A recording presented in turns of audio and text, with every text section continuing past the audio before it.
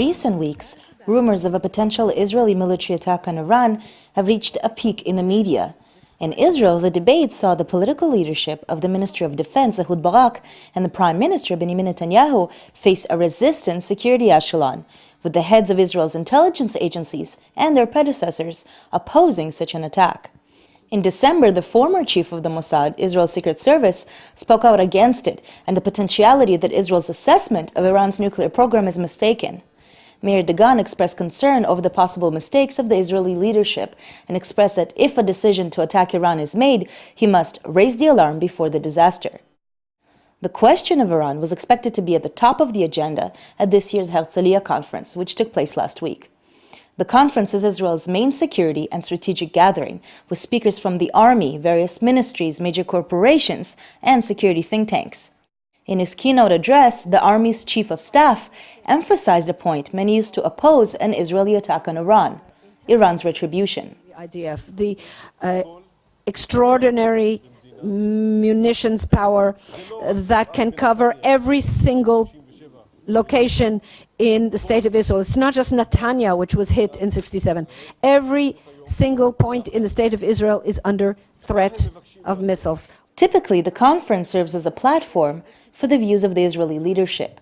However, this year it also served as a platform for the continuing debate inside the Israeli security establishment about the effectiveness of an attack on Iran.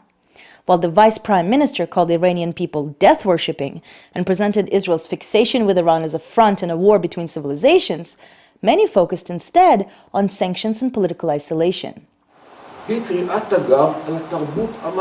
are challenging Western culture, and with this combination of a theological concept, political concept, translated into an active strategy which we see in front of our eyes even before they obtained nuclear abilities, is a challenge on Western hegemony wherever it is. In order to acquire influence, hegemony, to get hold of a larger number of countries and more territory where they can have an impact. It's true in Bahrain when they support the Shiites.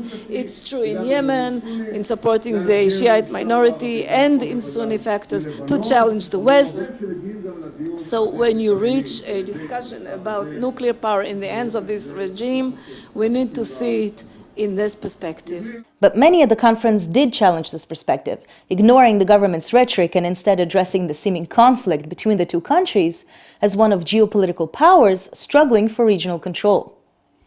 In June, the former chief of military intelligence, Shlomo Gazit, was quoted as saying, "The result we were hoping to achieve with such an attack, sabotage of Iran's nuclear program, would result in exactly the opposite." His successor, after outlining what retaliation from Iran and its allies might look like, listed the 3 reasons Iran is still maintaining its nuclear ambiguity. Iran is driven by 3 things because of which it wishes to have this nuclear power: to create regional hegemony, deterrence, and number 3, to become an international player.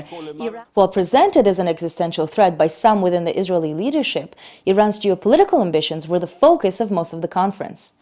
Shahram Chubin is a senior associate at the Carnegie Nuclear Policy Program. After outlining this power struggle, he called the Iranian issue a distraction from Israel's internal problems, naming its occupation of the Palestinian territories.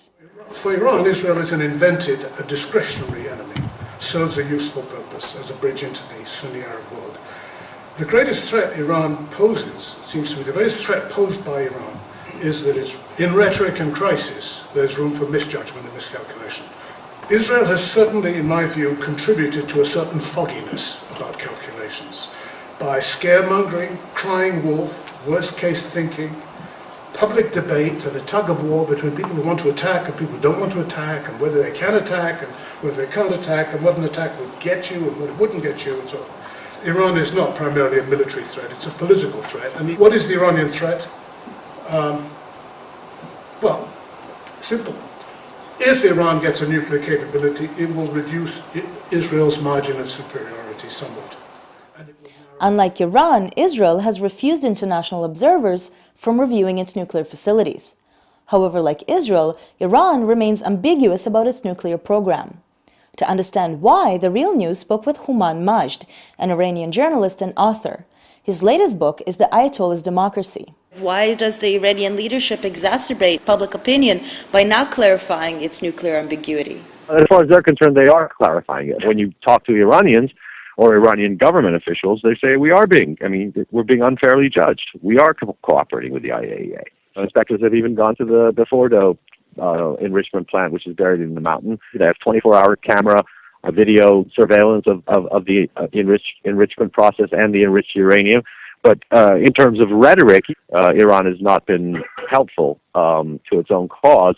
If you constantly talk about Israel being a cancer and you constantly play this game of like Israel has to be eliminated and all that, you're just helping make the case for Israel to convince at least the American government and perhaps the American public that Iran is a danger, an existential threat, and therefore it cannot ever be allowed to have not just nuclear weapons, but even the capability to have nuclear weapons. The elephant in the room, so to speak, is the Israeli nuclear arsenal, which nobody denies exists.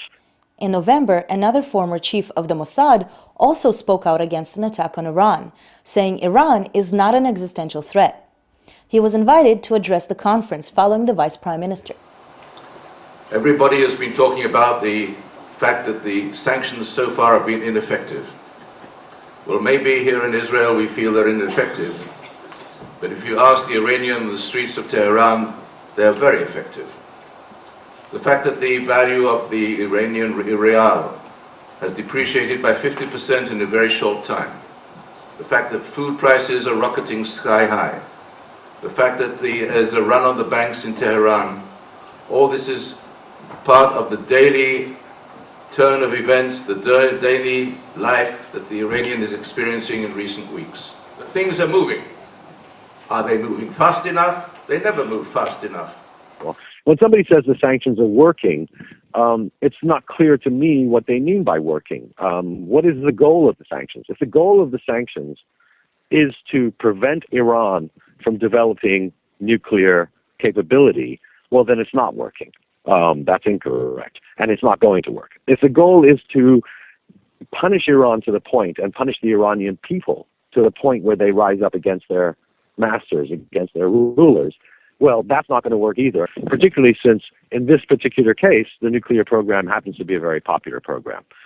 They are putting pressure on Iran. Yes, they are putting pressure on her. Are they working in terms of being able to perhaps get Iran to be more willing to compromise on certain aspects, make it a little bit more willing to compromise? Yes, probably, because the Iranian government understands it's going to be very difficult if they can't sell their oil or they can't buy Western products. It makes life difficult for the ordinary citizen, including themselves. And neither is bombing. Israel attacks Iran, almost guaranteed will have a nuclear weapon in a very short time. But the conference ended with a keynote address by the Israeli Minister of Defense, who again warned Israel may just choose to attack Iran, exacerbating reports in the press he may give the United States government only hours' notice before doing so. No options should be taken off the table. The sanctions that have recently been authorized are a step in the right direction, and they must be intensified accordingly until the goal is attained, if it is attained, to stop the program. Today, unlike in the past, there is an extensive global understanding that if the sanctions do not achieve the desired result of stopping the military nuclearization program, action must also be considered. They understand also that America is not going to enter a war so soon after Iraq and Afghanistan without trying something else first. So you ratchet up the sanctions, you convince the Americans to essentially boycott Iran as much as possible, and the West, put all that pressure in. Then at the end, when you say it's not working, you can convince the Americans to say, well, it's not working. They're still building, they're still enriching uranium, they've still got a stockpile, they've now got the technology to build the weapons, and now you have to attack, or you have to help us attack. In the days following the conference, U.S. President Barack Obama announced strengthening sanctions on Iran, in spite of the statement by Defense Secretary Leon Panetta that Iran has not yet decided whether to produce nuclear weapons, and U.S. intelligence estimates that there is no evidence of a current Iranian nuclear weapons program. For The Real News, I'm Leah Terechansky in Herzliya, Israel.